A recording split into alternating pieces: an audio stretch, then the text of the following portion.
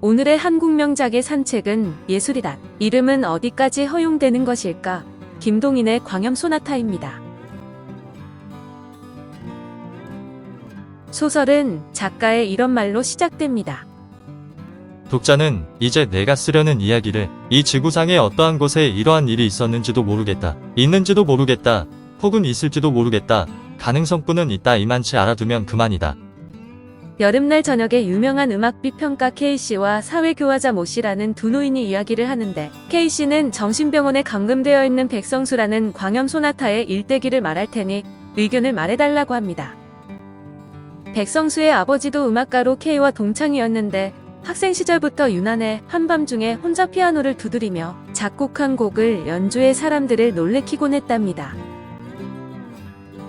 또한 광포한 야성으로 비위에 틀리면 선생을 때리는 것도 예사고 학교 근처 술집이나 상점 주인들은 그에게 매를 맞지 않은 사람이 없을 정도였습니다. 학교를 졸업한 뒤에는 야성이 술로 나가서 하루 종일 술잔이 입에서 떠나지를 않았는데 술을 먹고는 옆 편네들에게 행패를 부리고 경찰서에 구류를 당하고 나와서는 또 같은 일을 하고 술이란 음악이다. 그렇게 7, 8년이 지난 뒤에 그는 아주 폐인이 되었는데 사실 그는 아까운 천재였습니다. 그러는 동안 양가집 처녀와 관계를 맺어 애까지 가졌는데 애의 출생을 못 보고 심장마비로 죽어버렸고 유복자로 세상에 나온 것이 백성수였습니다. 그러나 우리는 백성수가 태어났다는 풍문만 들었지 그 친구가 죽은 뒤부터는 그 아이나 어머니의 소식은 일절 몰랐습니다.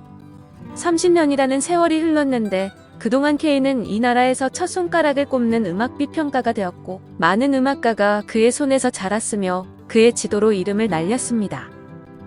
그러던 재작년 어떤 날 밤에 예배당에서 눈을 감고 피아노를 두드리는데 갑자기 아우성 소리가 나서 K가 눈을 뜨니 화광이 춘천하였고 내다보니 언덕 아래 어떤 집이 불이 붙어 사람들이 야단이었습니다.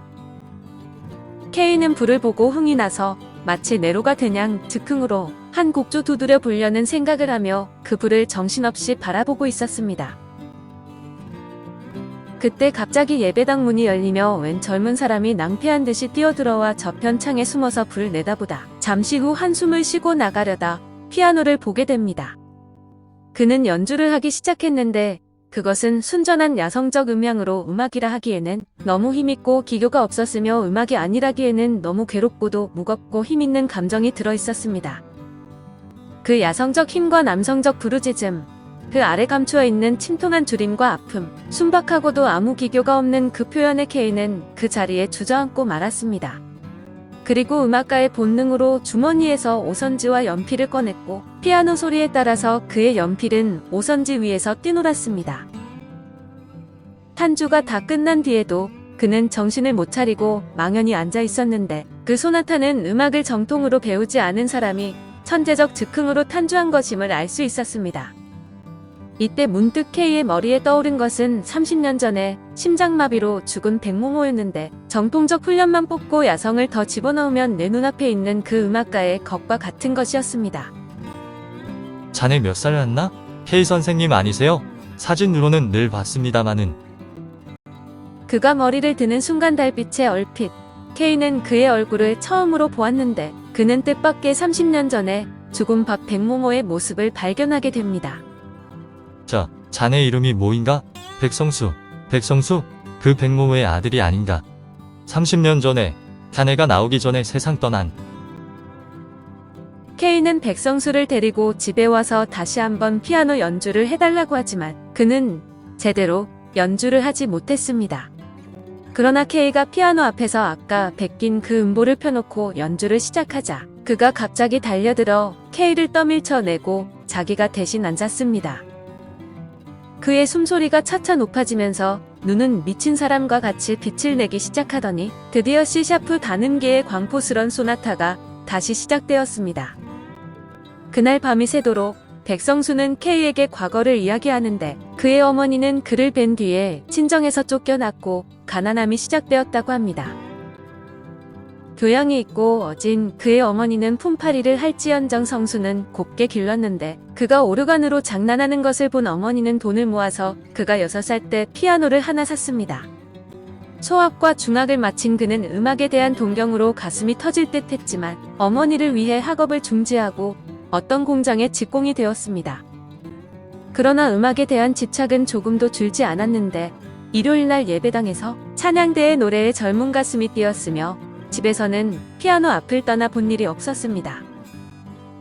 이상한 것은 그렇게 뛰놀던 열정과 터질 듯한 감격도 음모로 그려놓으면 아무 긴장도 없는 싱거운 음계가 되어 버리고 말았습니다. 흥분에 반비례되는 시원치 않은 결과 속에서 10년이 지났는데 그의 어머니가 몹쓸 병에 걸려 음악 교육을 위해 모아둔 저금은 어머니의 병에 다 탕진되었습니다. 그러나 그의 어머니의 병은 차도가 보이지 않았고 그와 케이가 그 예배당에서 만나기 1년 전 어느 날 그의 어머니는 중태에 빠지게 되었습니다. 그때는 그에게 돈이 다 떨어진 때였고 그는 담배 가게에서 돈을 훔치다 붙잡히는데 온갖 사정을 다했지만 들은 채를 하지 않는 주인에 의해 6달 동안이나 경찰서, 재판소, 감옥을 거치게 됩니다. 자기 어머니의 운명이 어찌 되었나 손과 발을 붕붕 구르면서 안타까워했는데 반년 뒤에 겨우 나와 오막살이를 찾으니 어머니는 반년 전에 아들을 찾으며 길까지 기어나와서 죽었다 합니다. 공동묘지를 가보았으나 분묘조차 발견할 수가 없었는데 갈 곳이 없이 헤매던 그는 그날도 역시 잘 곳을 찾으러 헤매다가 K와 만난 그 예배당에 뛰쳐들어온 것이었습니다. 여기까지 이야기한 K씨는 광염 소나타의 흥분과 긴장이 음보로 만들어 놓으면 힘없는 것이 되는 이유를 알려주겠다며 자기의 집에 사회 교화자를 데려가게 됩니다. K씨의 서재에서 K씨는 2, 3일 전에 백성수에게 써온 편지를 보여주는데 편지에는 자신이 돈을 훔친 담배 가게를 찾아가 복수의 생각에 볏짚으로 불을 질렀다는 것을 고백하고 있었습니다. 그 집만 아니었다면 그 집주인이 조금만 인정이라는 것을 알았더라면 그는 불쌍한 제 어머니가 길까지 기어나와서 세상을 떠나게 하지는 않았을 것이라는 것이었습니다. K씨는 백성수의 비상한 열정과 감격이 그대로 표현 안 된 것은 성수의 어머니가 몹시 어진 사람으로서 어릴 때부터 성수가 착한 사람이 되도록 길렀기 때문이라고 했습니다. 그 어진 교육 때문에 그가 하늘에서 타고난 광포성과 야성이 표면상에 나타나지를 못했는데 그 원수의 집 앞에서 돌발적으로 야성과 광포성이 나타난 것이었습니다. 저는 그날 선생님이 저를 세상에 소개하기 위해 몸소 피아노에 앉아 초대한 음악가들 앞에서 제 광염 소나타를 탄주하시던 광경을 지금 생각해도 눈물이 나오려 합니다. 손님 가운데 부인 손님 두 분이 기절을 한 것은 결코 광염 소나타의 힘뿐이 아니라 선생의 그 탄주에 힘이 많이 섞인 것을 어찌 부인하겠습니까? 그 뒤에 제가 광염 소나타의 작자이며 30년 전에 우리를 버려두고 혼자 간 일대의 귀재 백모모의 아들이라고 소개를 하신 그때의 그 감격은 제 일생에 어찌 있사오이까. 그러나 제가 산출한 음악은 제 어머니가 아직 살아 계실 때의 것과 마찬가지로 아무러한 힘도 없는 음양에 유의에 지나지 않았습니다. 어떤 날 밤에 가슴이 너무 무거워 산보를 나섰다가 어떤 곳에서 커다란 볏짚 낯가리를 발견하고 무서운 적을 만난 것처럼 긴장되고 흥분되었습니다. 저는 그 낯가리에 달려가서 불을 지르고 달아났는데 멀리서 돌아보니 불길은 벌써 하늘을 찌를 듯이 일어났고 사람들이 부르짖는 소리도 들렸습니다. 그 무서운 불길에 날아올라가는 볏짚에 흥분되어서 집으로 돌아왔고 그 뒤에 도시에서 일어난 원인 불명의 몇 가지의 불은 모두 제가 질러 놓은 것이었습니다. 그리고 불이 있던 날 밤마다 저는 한 가지의 음악을 얻었는데 그것도 여러 번 반복될수록 불에 대한 흥분은 반비례로 줄어들었고 저는 한동안 음악을 잊어버린 듯 내버려 두었습니다. 그러면 성수는 불을 2번 놓고 두 음악을 얻었다는 말씀이지요? 그렇지요. 그 뒤부터는 한 10일 건너서는 하나씩 지었는데 그의 편지처럼 차차 그 힘과 야성이 적어지기 시작했지요. 그러나 그 사람은 그 다음에도 피의 선율이나 그 밖에 유명한 곡조를 여러 개 만들지 않았습니까? 모모다리 아래에서 나오려는데 웬 늙은이의 송장이 발길에 채였는데 저로서도 믿어지지 않는 기괴한 일을 벌였습니다.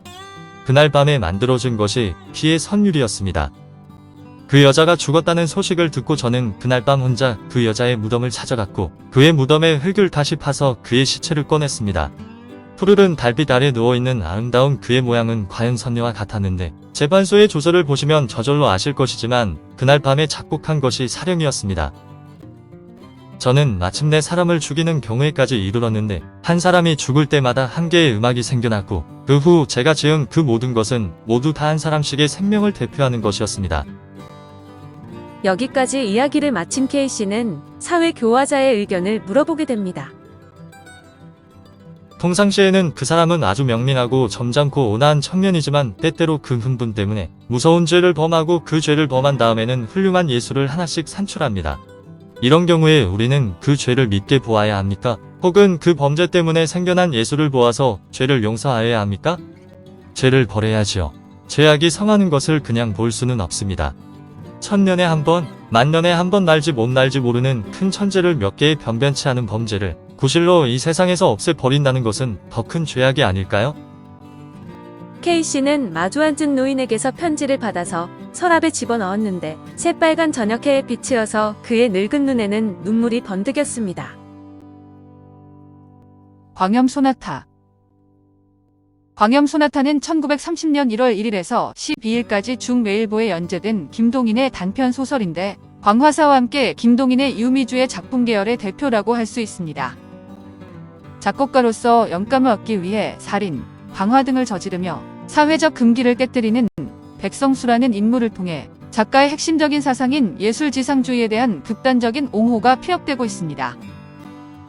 작품은 세 가지 시점으로 구성되는데 작중화자로서 서술하는 나의 시점과 음악 비평가인 K의 1인칭 관찰자 시점, 편지에서의 백성수의 1인칭 주인공 시점이 그것입니다. 백성수는 작곡이 진행되지 않을 때면 방화를 통해 영감을 얻고 자체를 강간하는 등의 기행을 이어가다가 끝내 정신병원에 감금됩니다. 이런 이야기를 모 씨에게 들려주며 K는 시종일관 백성수의 입장을 적극 옹호하는데 작가의 분신이라고도 할 수 있는 K의 이러한 태도를 통해 김동인의 예술적 지향을 살펴볼 수 있습니다. 김동인은 평양의 갑부 김대윤의 차남으로 태어났으며 호는 금동입니다. 어려서 일본에 유학해 메이지 학원을 거쳐서 아오야마 학원에서 수학했으며 1919년 주요한 전영택 등과 함께 창조를 창단했습니다. 이광수 등의 계몽주의를 극복하고 본격적인 근대 소설인 사실주의를 표방했는데 1926년 사업의 실패에 생계를 위한 문필 활동을 했습니다. 그의 작품 3개는 이광수의 계몽주의에 맞선 사실주의, 신경향파 내지는 프로문학에 맞선 예술지상주의로 순수 문학운동 전개로 묶어질 수 있습니다. 자연주의적 수법의 약한 자의 슬픔부터 낭만주의인 배따라기, 자연주의 감자, 유미주의 광화사, 인도주의 발가락이 닮았다, 민족주의 붉은 산 등 다양한 문학 사조와 수법을 골고루 구사했습니다. 달빛은 내가 아름다운 애너벨 리의 꿈을 꾸면 따라오고 별들이 뜨면 아름다운 애너벨 리의 빛나는 눈동자가 내 눈으로 들어오는 걸 느껴요.